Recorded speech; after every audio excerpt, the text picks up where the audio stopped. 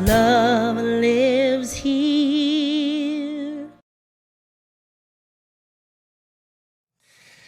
So the theme for the year, of course, is Living Everyday Wonder, which is our theme about connecting our spiritual lives with our everyday lives. And this month we're taking a look at the aspect of our life called work.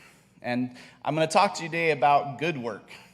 And it made me think about as a fourth grade teacher, all the little good works I write on people's papers, and I'm always telling my students, good work.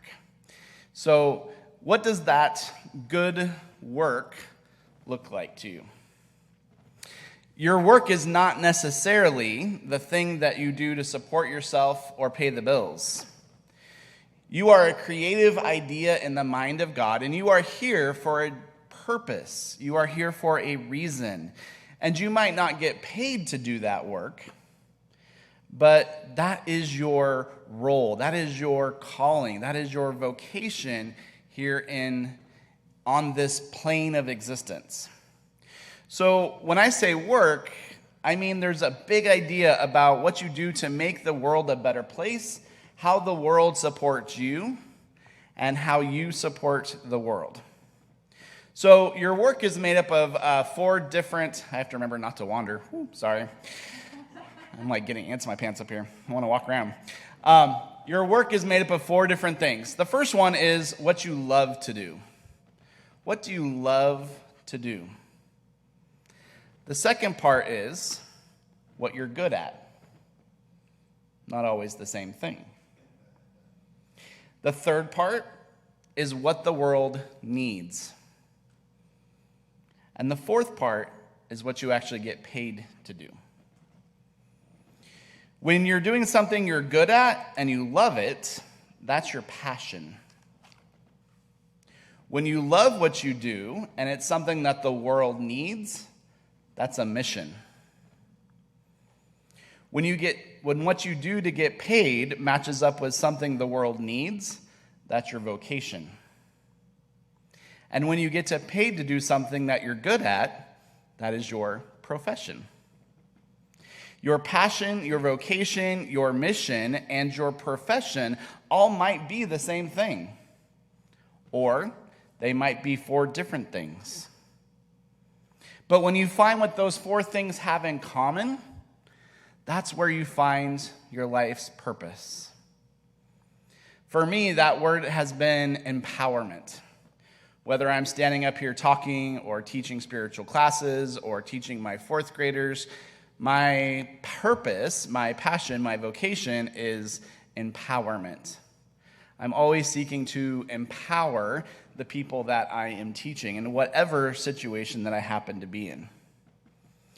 The author Parker Palmer says, before you tell your life what you intend to do with it, listen for what it intends to do with you. Doing good work in the world starts with going within every day. Going within to that still small spots to sit in the silence, to rest in the atmosphere of God, and to ask, what is mine to do today? What is my work? Sometimes that is your vocation. Sometimes it is your profession. And sometimes it's just something that Spirit needs you to do in a way that you need to show up. You see, all the good in the universe, all the good in this world needs a channel, needs a way to show up, needs the hands and the feet to show up. And you are that channel. Joel Goldsmith says, we begin to see that the first thing to do is to seek the inner kingdom. This Spirit of God working through us, and we see how it is that from this seeking, all else follows. First, we seek the kingdom of God. First, we seek the experience, the presence of God.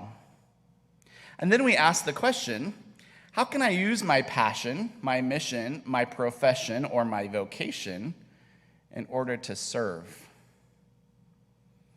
No matter what your work looks like, it really all boils down to service. And when you ask that question, you find that your to-do list is more ways of being rather than things to do. And I always ask the question, what if I saw my work, whether paid or unpaid, big or small, as an act of service?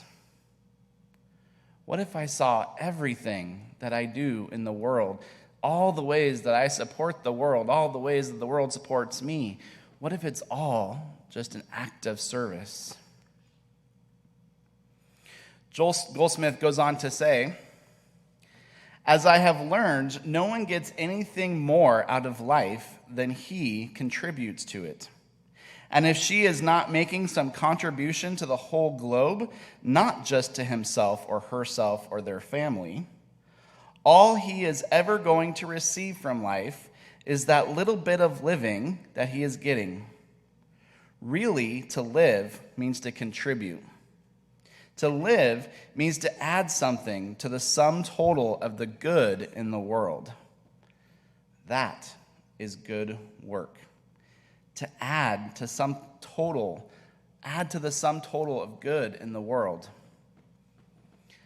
I saw a Facebook post the other day that appealed to me as a teacher. It said, "Stop asking kids what they want to be when they grow up, and start asking what kind of person they'd like to be." What if we woke up every morning and alongside with making our to-do list, we also made a to-be list? Today, I'm going to be more patient with my students. Today, I will reach out to 3 people that I have not heard from just to check in. Today, I will be courageous and do something a little outside my comfort zone. Ernest Holmes says, "We were never born merely to work for a living. We were born to work for the joy of the work, for the showing forth of some measure of God's handiwork." Now, I want you to notice that the title of today's talk is Good Work, not Easy Work. You see, doing work in the world, whether that be 9 to 5 or volunteer or formal or informal or gig work, it all involves us having to be a little bit vulnerable, to put ourselves out there. We have to risk getting our rough edges rubbed off by the world. We get our rough edges sanded down and our spiritual tools sharpened by interacting with people. I don't know about you, but I found that the workplace is probably second only to the family in the role that it can play in your spiritual growth. And we have to have that growth mindset. As a 4th grade teacher, we talked a lot to our students about this idea of having a growth mindset. It's based on the work of Carol Dweck. And she has this whole thing about how your brain is like a muscle, and you build it by working it out. And so we teach our kids these days, at least I do, that it's good to do things that are hard. Because if you're always doing the thing that's easy, it's like going to the gym and lifting a 1-pound weight. What is the point? It's only by doing things that are a little bit challenging for us, a little bit outside our comfort zone, that we grow. And one thing that's transformed my practice is when 4th graders come up to me and they say, "Oh, Mr. Hayner, this math is hard." And I say, "I know. And you know what? You can do hard things." You can do hard things. Doing good work in the world means that we have to be prayed up, we have to show up, and we have to not give up. We have to pray up, we have to show up, and we have to not give up. Pray up means that we take the time each day to be on purpose. to be, in biblical terms, to be about the Father's business. Because it is God through us that does all that work. It is our job to make sure that we are centered, that we are prepared, that we are centered in the truth of our being, so that we can show up and be that place of service. Show up means that we recognize that things don't happen by themselves. We like to show up, even to church on Sundays. The doors are unlocked, the lights are on, the place is clean, the beautiful plants are watered, the bills are paid. But you see, there is someone who showed up, who followed their mission, their passion, and listened to that inner call to make all of that happen. You have to show up. That is so often the good work that makes the biggest difference. It's not always the big grand gesture. It's the little everyday things that we take for granted and that sometimes we forget to acknowledge. The third part of that is not giving up. Pray up, show up, don't give up. Because you see, sometimes when you're doing good work in the world, when you're being of service in the world, you don't always get to see the results of that work. I speak from experience. Because I don't often know what happens to my students as they go up through their educational career. And I have to trust that maybe some of the seeds that I have planted will bloom at some point. Good work in the world, being of service in the world, sometimes means that you don't get to see the results of your hard work right away. But you continue to plant those seeds. You continue to set that intention. You continue to pray up and show up and do that good work, trusting that it will bloom, that it will grow, that somebody else will come along and continue the work that you have started. Now, I want to acknowledge two things that are going on this weekend. The first is the Riverside Pride Festival, which is today. And whether or not you identify as LGBTQI or plus, it's amazing that as a community, we get to celebrate the fact that love wins. That who you love or how you express your gender does not determine your value. Diversity of voice and diversity of point of view makes us stronger. But of course, we can only celebrate these things because of some of the good work that came before this moment. It's easy to forget that having a huge Pride Festival in the middle of downtown Riverside has not always been possible. It hasn't always been possible. You see, before this, there was people who followed their inner guidance and stood up for equality. They showed up to speak out. They chose not to give up, even when it looked impossible. And one of those people I want to speak into the room this morning is Alan Turing, whose profession, vocation, mission, and passion allowed him to make huge advances in the field of computers that we all depend on today. And he used that vocation, that mission, and that passion to help break the German Enigma code during World War II. After all of that good work, he was drastically persecuted for who he loved. I wonder what he would say if he could be at the Riverside Pride Festival today. The second thing going on this weekend is, of course, Labor Day. Now, I have to confess that as I was growing up, I didn't always understand the significance of Labor Day until I moved to a state that prohibited teachers from joining a union. Now, whether or not you belong to a union or have an opinion about them, you have undoubtedly benefited from the labor movement. The labor movement fought for better wages, reasonable hours, and safer working conditions. The labor movement led to efforts to stop child labor, give health benefits, and provide aid to workers who were injured or retired, and the 40-hour work week. And all of that good work was not easy work.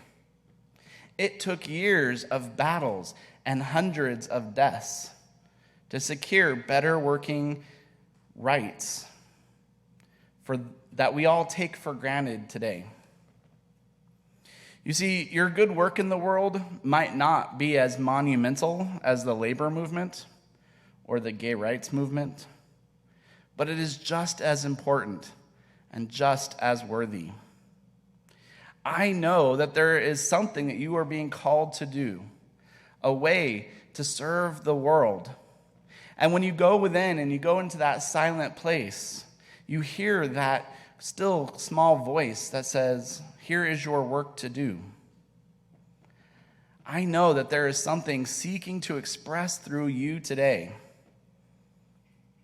It might be something that you love, something that the world needs, something you're good at, or something you're willing to pay for. But it is yours to do in a way that only you can do it. And to paraphrase Ernest Holmes, the Spirit of God is working through us to create a world that works for all, and that, my friends, is good work. And so it is.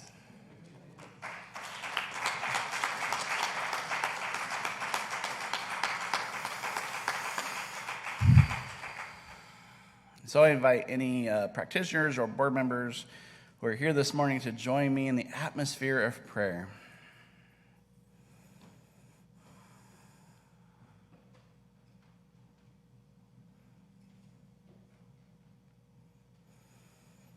And we just sit for a moment in that sacred silence.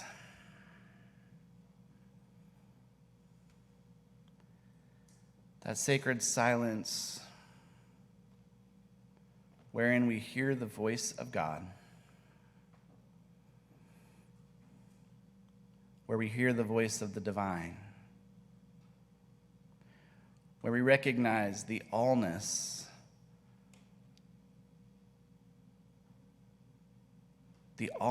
of that love which we call God.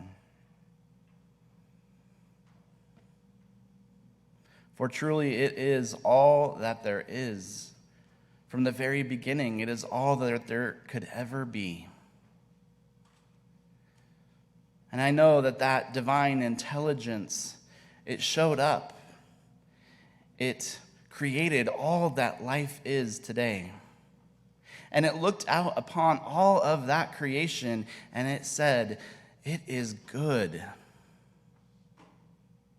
That is the nature of the universe. That is the nature of life. It is good. And so as we rest in that knowing this morning, as we rest in that atmosphere of God, of knowing that good is everywhere present all of the time, it is the only power, it is the only presence, it is the only principle back of everything, seen and unseen, known and unknown. It is the divine Spirit. And knowing that God is all there is, I know that I live and move and have my being in, through, and as that good. And I know that you live, move, and have your being as that good, as that divine Spirit. And so knowing that God is all that there is, I know that whatever is needed this morning is already present, awaiting our acknowledgement of it. And in that truth, we can be so grateful, so aware, so grateful for this teaching, so grateful for this time in history where things have been possible that were never been possible before. Grateful for all the good work that gets done behind the scenes, all the good work that gets done in the court system, all the good work that gets done in the farms and the fields, all the good work that gets done by our first responders and our nurses and our doctors, all that good work in the world that we sometimes forget to acknowledge, all the good work done by the volunteers and the organizations that show up, that don't give up. And so I'm just deeply grateful for this spiritual place, these spiritual truths. And I release this word into the law, knowing that it does not come back to me void, that all of the seeds I have planted eventually bloom. And together we say, and so it is.